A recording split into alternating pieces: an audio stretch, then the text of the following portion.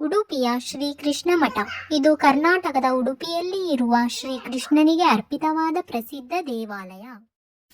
ಈ ದೇವಾಲಯವನ್ನು ಶ್ರೀ ಮಧ್ವಾಚಾರ್ಯರು ದ್ವೈತ ತತ್ವಶಾಸ್ತ್ರದ ಸ್ಥಾಪಕರಾಗಿದ್ದು 13ನೇ ಶತಮಾನದಲ್ಲಿ ಉಡುಪಿಯಲ್ಲಿ ಶ್ರೀ ಕೃಷ್ಣ ಮಠವನ್ನು ಸ್ಥಾಪಿಸಿದರು.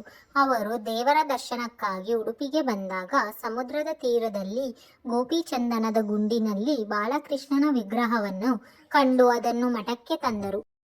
ಈ ವಿಗ್ರಹವು ಮೊದಲು ಪೂರ್ವ ದಿಕ್ಕಿಗೆ ಮುಖ ಮಾಡಿದ್ದರೂ ಭಕ್ತ ಕನಕದಾಸರ ಭಕ್ತಿಯಿಂದ ಪಶ್ಚಿಮ ದಿಕ್ಕಿಗೆ ತಿರುಗಿದೆ ಎಂಬ ನಂಬಿಕೆ ಇದೆ. ಇದು ನವರಂಧ್ರಗಳಿರುವ ಬೆಳ್ಳಿಯ ಕಿಟಕಿ. ಭಕ್ತರು ಈ ಕಿಟಕಿಯಿಂದಲೇ ಶ್ರೀಕೃಷ್ಣನ ದರ್ಶನ ಪಡೆಯುತ್ತಾರೆ. ಕನಕದಾಸರಿಗೆ ದೇವರ ದರ್ಶನ ಸಿಕ್ಕ ಸ್ಥಳ ಇದು ದೇವಾಲಯದ ಪಶ್ಚಿಮ ಭಾಗದಲ್ಲಿದೆ. ಶ್ರೀ ಬಾಲಕೃಷ್ಣನ ರೂಪದಲ್ಲಿದೆ. ಅವನು ಬಟ್ಟೆಗಟ್ಟದ ಮಗುವಿನಂತೆ ಕಾಣುತ್ತಾನೆ. ಕೈಯಲ್ಲಿ ಬೆಣ್ಣೆಯ ಕಡುಪ ಹಿಡಿದಿರುವುದನ್ನು ನೀವು ಕಾಣಬಹುದು. ಇಲ್ಲಿ ಪ್ರತಿದಿನವೂ ಸಾವಿರಾರು ಭಕ್ತರಿಗೆ ಉಚಿತವಾಗಿ ಅನ್ನದಾನ ನೀಡಲಾಗುತ್ತದೆ. ಇಲ್ಲಿ ಕೆಲವು ಭಕ್ತಾದಿಗಳು ನೆಲದ ಮೇಲೆ ಪ್ರಸಾದವನ್ನು ಹಾಕಿಸಿಕೊಂಡು ತಿನ್ನುತ್ತಾರೆ.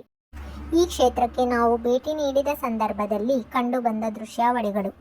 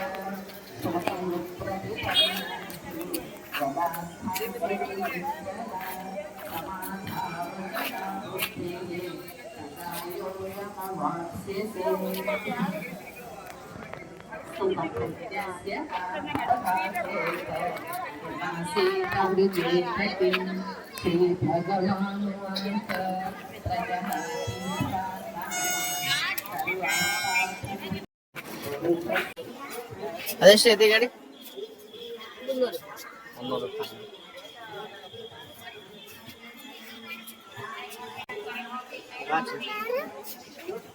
300.